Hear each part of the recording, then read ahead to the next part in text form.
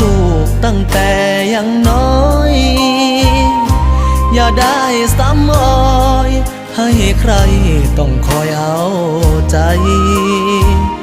สิ่งไหนไม่ดีลูกอย่าไปทำจงข้ามมันไป เมื่อเจ้าเติบโตวันใดลูกจะเข้าใจคำสอนที่ว่า ลูกเอ๋ยฟังคำของพ่อให้ดีพ่อเจ้าคนนี้บ่มีเงินทองสูงค่าพ่อเลือดอีสานอาชีพการงานคือการทำนาลูกจงตั้งใจศึกษา